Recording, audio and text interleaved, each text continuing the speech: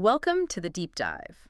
Today, we're doing something a little different, maybe unexpected. We aren't diving into, complex financial reports or dense policy stuff. No complex jargon today. Exactly. Our source material is much simpler, something probably everyone can relate to. Just a transcript of Monday morning office chat. Two colleagues, Lisa and Ben, talking about their weekend. Right. And our mission here for this deep dive is really to show that even that kind of casual chat, Mm-hmm. the one you have by the coffee machine, it's actually packed Packed with what, though? with useful stuff. Yeah. Actionable information, actual recommendations, and real insights into how people successfully use their time off. If you know what to listen for, it's all there. Okay, I like that. So we're going to pull apart what Lisa and Ben shared. Yep. Distill the specific, memorable takeaways. And look at how they recharged. One was super active, the other more relaxed. And we'll pull out practical tips from that just for you listening. Think of it as a shortcut, really. Optimizing your next weekend based on what worked for them. Okay, let's start with Ben. His Saturday sounds pretty active. It does. He went hiking. And this gives us a nice little blueprint, doesn't it, for an accessible outdoor thing. He mentioned the mountain trail near Pinewood Park. Not just a vague, went hiking. And he gave logistics, which I thought was key. Yeah. Like what? Well, the timing. He said they started around 9 a.m., took about 2 hours to get to the top. That sets expectations. Right, it wasn't an all-day trek. Manageable. Exactly. And they prepared. Packed sandwiches, water, snacks, the essentials. It wasn't just spontaneous. So it makes it feel very doable for someone listening. Like, okay, I could actually plan that. Low cost, decent effort, specific time frame. Precisely. It lowers the barrier to entry. So good planning, successful hike. But then there was this unexpected bit, wasn't there? Oh. While he was up there enjoying the view. Right. He bumped into some photographers, Oh, landscape photographer. And got talking, which led to this accidental learning moment. Yes. This is the nugget. They gave him a practical photo tip, specifically about adjusting the exposure on his phone. Okay, exposure. Let's pause there because, not everyone's a photographer. What exactly does that mean, adjusting exposure on a phone for a landscape? Why is it important? Sure. So simply put, exposure is just how much light your phone's camera lets in. Okay. When you're shooting something bright, like a big mountain view with lots of sky, the phone often tries to get the foreground right, Which means? which often means the sky gets totally washed out, just white. We call it blown out. Ah, okay. I've seen that. Yeah.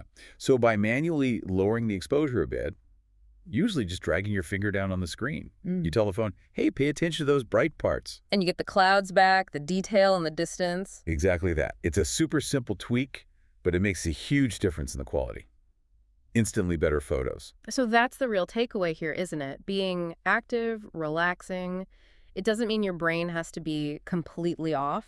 Not at all. He picked up a useful skill, something that genuinely improves his output later, whether it's just for his own memories or, better pictures for Instagram or whatever. It underlines the value of just staying open to input, even when you think you're just chilling out and looking at the view. Okay, so that's the active side. Now let's pivot.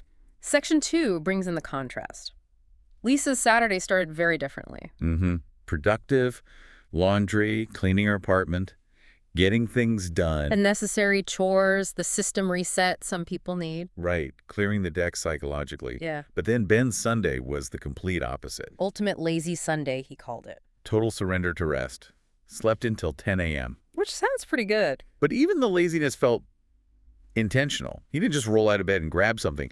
He made pancakes. Ah, yes, the pancakes. That- With maple syrup and fresh strawberries. That detail matters, doesn't it? It does. Yeah. Is that what we're talking about with self-care now? Making these small, routine things feel a bit special? I think so. He literally said it felt like a tiny celebration. It wasn't just breakfast. It was a moment he consciously elevated. Right. It shows that recharging doesn't always need a big, expensive gesture. Sometimes it's just good pancakes enjoyed mindfully. Exactly. Presence and appreciation.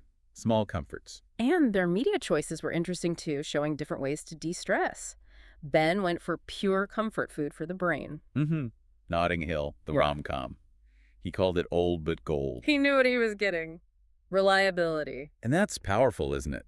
When you're tired or stressed, sometimes novelty is just too much work for the brain. Yeah, you don't want to have to figure anything out. You just want something familiar, guaranteed comfort.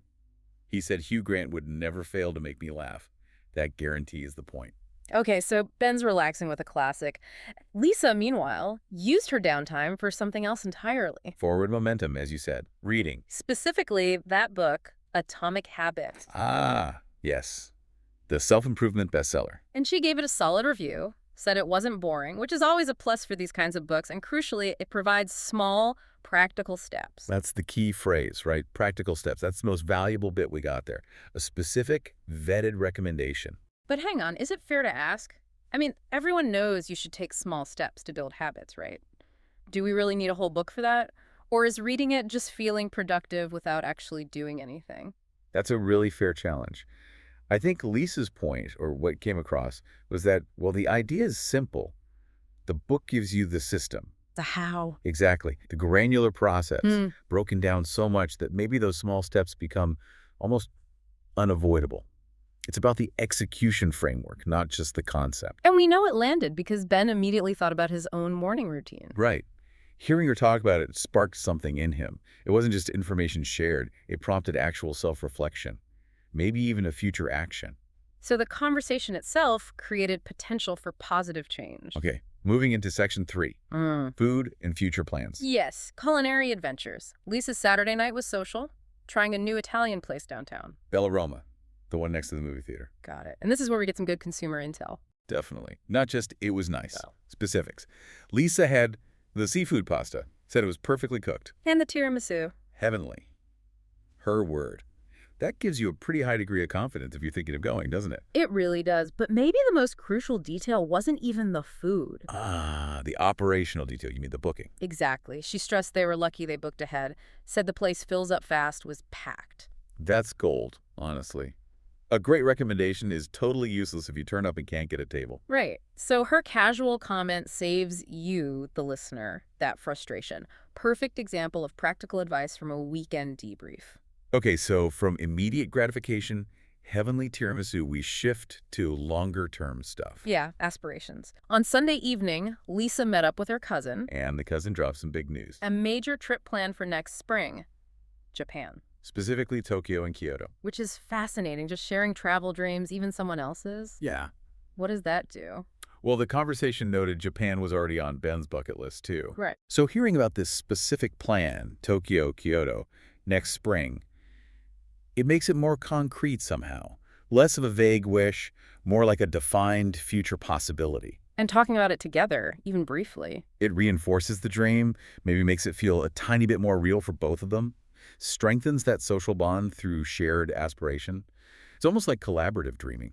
Okay, so we've pulled apart all these little nuggets, the hikes, the photo tip, the book, the restaurant, the travel dream. Now for the meta question. Why? Why do we even do this Monday morning ritual? Why talk about the weekend at all? And the source material, the transcript itself, gives us the answer right at the end, doesn't it? It does. They basically said, this chat, it's the best part of Monday. Because it eases that transition back into work mode, makes it a bit smoother. And critically, it gives me new ideas. It acts as an idea generator. Totally. Ben immediately says he wants to try Bella Roma. And Lisa's thinking about that Pinewood Park hike for next weekend. See, the weekend's events become this resource pool. Fuel for the week ahead, ideas for the next weekend. The cycle continues. And they summed up the feeling, the sort of psychological benefit, too. Yeah, the appreciation for the small things. That came through strongly. The conversation seemed to confirm for them that little moments, good food, a book, a walk, really matter. It's like a shared validation that their downtime was well spent. A collective thumbs up on their weekend choices, reinforcing balanced priorities. And then they kind of stumbled upon, or maybe articulated, this perfect formula. The 3-day weekend rule. Yes, structured very specifically. Yeah, Day 1 for chores, get them done. Day 2 for socializing, Connect with people. and Day 3 for doing absolutely nothing. That's such a clear, memorable framework, born from just, 5 minutes of chatting. But let's dig into that last one. Why is the absolutely nothing day so important in their formula? Why is it non-negotiable? Good question. I think it's about cognitive load. Explain that. Well, most of us, even on weekends, we pack things in, right? Even fun things, social things. It's still activity. Your brain is still processing, planning, engaging. True. You can feel tired from your weekend sometimes. Exactly. So that nothing day, it's like a pressure release valve for the brain. Unstructured downtime, no demands. So it's not just being lazy, it's necessary. I'd argue it's mandatory cognitive maintenance. It lets your brain actually process everything from the week, consolidate stuff, genuinely reset, so you return on Monday actually refreshed, not just less tired from Friday. Okay, that makes sense. It balances the mental effort of the chore day and the social energy output of the socializing day. A Right. crucial third pillar. Right. So let's recap for everyone listening. From one short, casual office chat, we've extracted a whole bunch of genuinely useful stuff. Yeah, quite a list. A specific hike-it spot with times and prep tips, a practical photography technique you can use today on your phone, a vetted book recommendation, Atomic Habits focused on practical steps. A specific restaurant review for Bellaroma, including that crucial need to book ahead. And finally, this really neat framework for thinking about structuring your weekend. Chores, social, nothing. And we spent time dissecting that formula. So this brings up a key question for you, the listener, to maybe think about. Go on. When you plan your next weekend, whether it's 2 days or maybe you're lucky enough to get 3, are you consciously making space for both things? Meaning Yeah. both actionable self-improvement, maybe like dedicating an hour to actually read Atomic Habits if that appeals, and those purely enjoyable, memorable experiences, the kind worth talking about on Monday, like, heavenly tiramisu. Finding that balance between betterment and genuine restorative enjoyment. Exactly. Oh. You scheduling both intentionally. So maybe the final thought is this. Pay a bit more attention this week. Listen in on those casual chats you have. What specific knowledge, what little spark of inspiration, or what simple system resetting idea might you be missing just because you're half listening while waiting for the kettle to boil? What nuggets are hidden in plain sight? Worth thinking about. Until next time, keep digging deeper into the everyday.